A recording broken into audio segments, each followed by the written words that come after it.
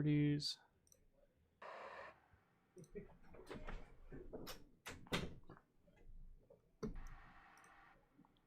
All right, there we go. We got a microphone now. Welcome everybody to the very quick stream for the Starlink 17. What group is this? We're this group 1713 for the SpaceX launching a Falcon 9 from Vandenberg Space Force based on SLC-4E, I should say to be specific. Today we're going to see the Falcon 9 booster 1081 launching for its 22nd time to a Sun-Synchronous orbit from Vandenberg. They're typically always launching those Sun-Synchronous orbits here from Vandenberg. Kind of more of a polar-esque orbit. They're different, much different inclination than the Starlink missions you see launched out of the Cape over in Florida. Per usual with these Starlink missions, SpaceX, these are really quick streams. They don't really show much after booster landing. So this stream for us will also be pretty quick. But we've already got a T-minus 3 minutes on the clock here. SpaceX usually starts around 5 minutes now because the Starlink missions, they are just so frequent now that, I mean, for some people, at least for me, I still get pretty excited to see a rocket launch regardless of what kind of payload it's launching. But the Starlink missions are just so frequent at this point that a lot of people are kind of bored of them, so they don't want to see Starlink streams starting like 20 minutes in advance and then broadcasting the entire thing to payload deploy, which in the past, we've had some pretty cool shots on the SpaceX webcast, seeing the Starlink payload deploy, seeing all the satellites kind of separate and then start to spread apart after deployment. So it is unfortunate that we don't get those views anymore on these Starlink streams, but regardless, we're going to be here and we're going to be watching this launch. Once again, like I said, booster 1081 launching for its 22nd time. I think it's launched. It would be launch and landing for 22nd time. So assuming that the booster successfully lands, which it should be. They're getting pretty good. We've got boosters now in the fleet that are over 30 flights. So this should not be a problem for 1081 at all. You can see both of these fairing halves have definitely been used in the past. They're a much getting to that darker gray shade, meaning that they've definitely been used and fished out of the ocean a couple times. The only shiny part on a lot of these Falcon 9s nowadays, the only shiny part you see are going to be that second stage because they have to make a new one for every single flight. But those fairings being reused and the boosters being reused so frequently, you're not going to see a shiny fairing half or a shiny booster very often anymore.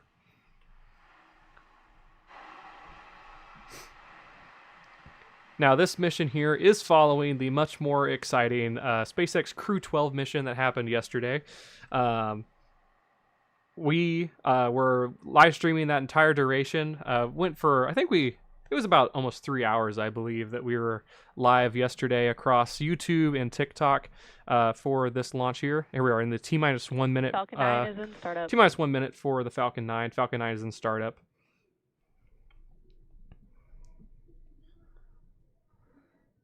But we were live yesterday for Crew 12 for about 3 hours, watching the launch of the Crew 12 mission to the International Space Station. Obviously, this crew rotation has been a little bit different because Crew 11 had to come home early back in January due to some potential medical emergencies that the Crew 11, so one of the members of Crew 11 had. 30 seconds. And so they came home in the middle of January. So they're not doing the usual crew rotation where we see Crew 12 go up and then Crew 11 came home. So Crew 12's up there, and they're going to be up there now. We're not going to see anyone come home now for the next 6 months until the Crew 12 mission is completed, 15 seconds. which we will see. Hopefully, Crew 13 will go up before Crew 12 this time around, and then we will see Crew 12 come home not long after Crew 13 gets there. 7. Here we are, 5 6, seconds to launch. 5. We're going to see 4, Falcon 9 lift off 3, for its 22nd 2, time. 1. The specific Ignition. booster. Engine full power, liftoff. Go SpaceX, go Starlink, Falcon 9. And there we have liftoff. Valentine. And it is very loud, I can already tell. I'm going to pull the volume back a little bit so because it's probably, my voice is probably clashing with the sound from the SpaceX stream quite a bit. Vehicle is pitching downrange. And when do chamber pressures are nominal?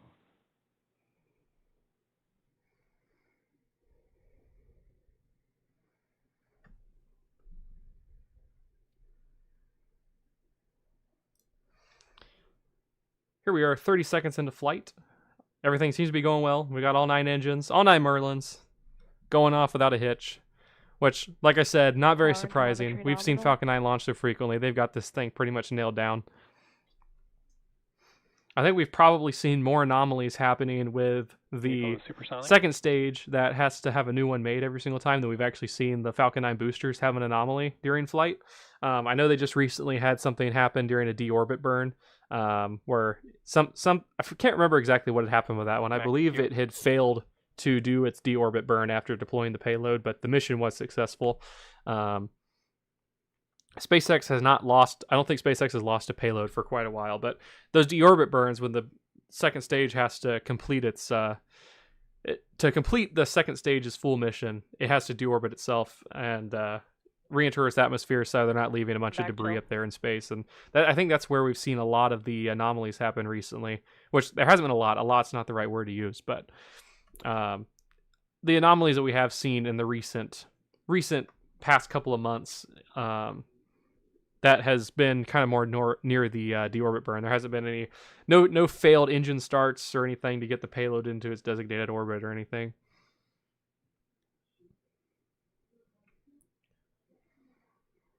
We are through max Q, coming up on stage step here in a couple seconds.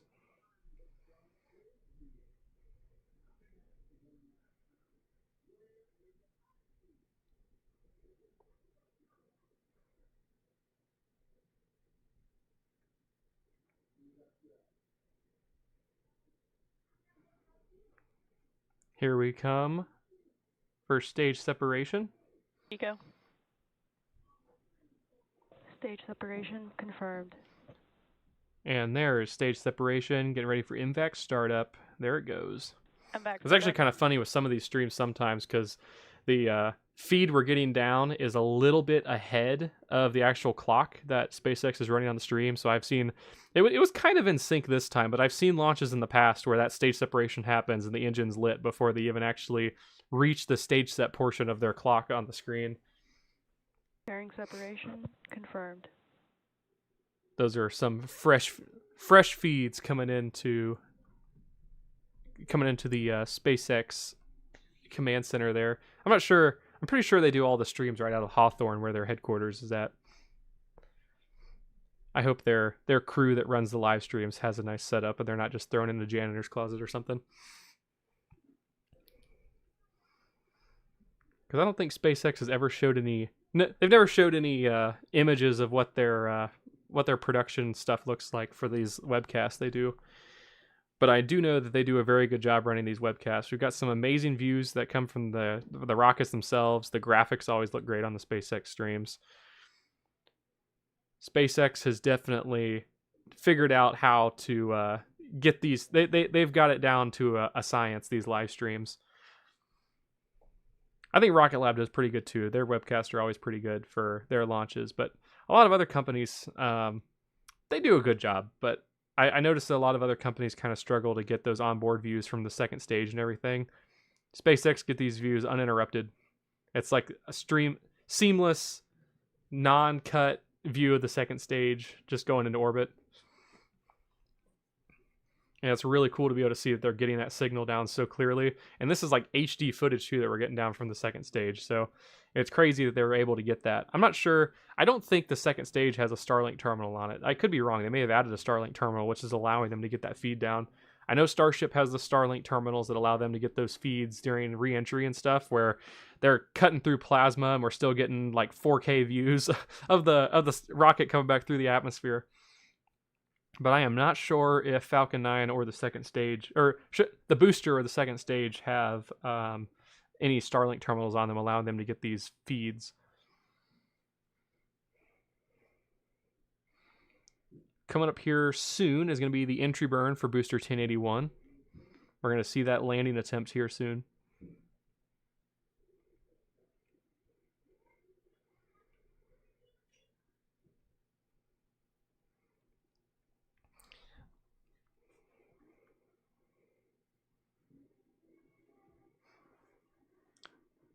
I see one of our Launch Heaven team members in the chat, Asher B. He's hanging out.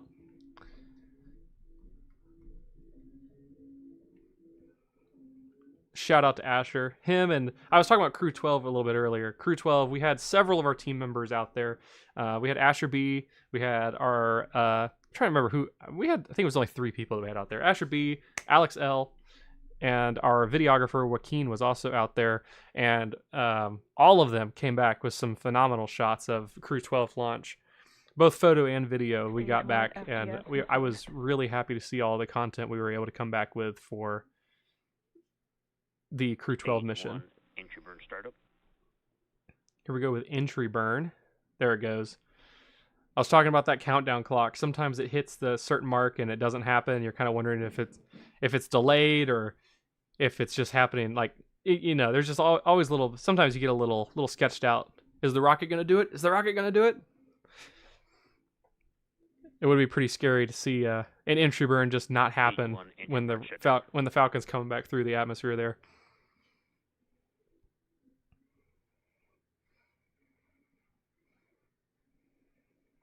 So there is that successful entry burn, and we are coming up on landing here very shortly.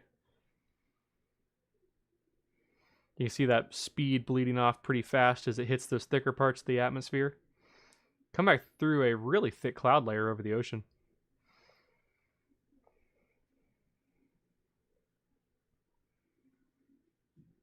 That thing is almost horizontal coming back in. You can see it's almost parallel with the clouds. That is a crazy angle of attack they're coming in from.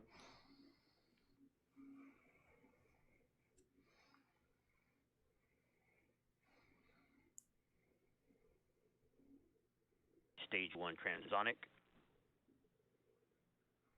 Cutting through those clouds here. Stage 2 FTS is safe. And there is... Oh, there's another layer of clouds, actually. I was going to say there's our ocean, but no, there's more clouds that's going to go through here before we actually hit the drone ship. These look like some really low-level clouds. So as soon as we get through those clouds, the drone ship should be in view right there.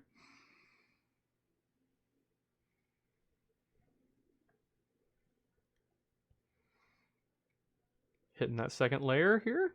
And the landing burn should be starting here right now. Yep, right as I said it. Stage 2 terminal guidance. There's our landing burn coming through the clouds. And there, I'm pretty sure that is our drone ship right there. Yep.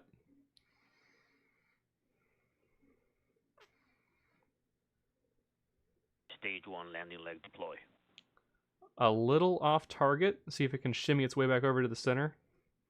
Not a huge deal if they don't land directly in the center, but they're in the circle. They're always in the circle when they land. I have yet to see a Falcon 9 miss the drone ship. It's been a really long time since SpaceX has missed the drone ship with a landing. But there's the end of our mission right there. I am going to see if I can... I don't want to end the stream just yet. Back shutdown. I do want to talk a little bit more about Crew 12 because I kind of want to just I want to plug us a little bit. We do have all of our content from the... Let's see, this is not playing yet.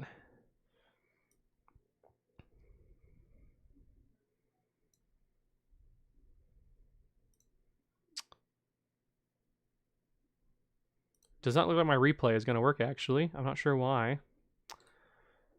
But we do have a lot of content that we have put out onto our social media pages from all the stuff we filmed for Crew 12. A lot of really good footage that came back from our team, our own feeds that we were able to capture, our own photos that we were able to capture Crew 12.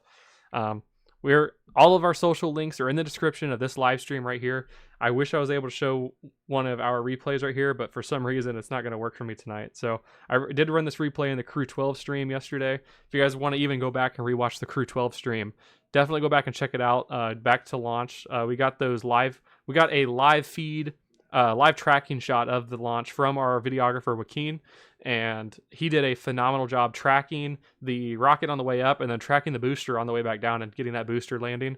Really clean audio too from his camera as well. So we were just really excited to get all that content yesterday for the stream, and then all the photos that we got afterwards too that were able to be posted afterwards from our photographers here at Launch Heaven. Super happy with everything. So definitely go check all of that content out. This is just the start. All the content we capture for Crew 12, this is just the start. I want to make that very clear. We're going to continue getting better. We're going to continue getting even more banger content out for you guys. So definitely stay tuned for the future.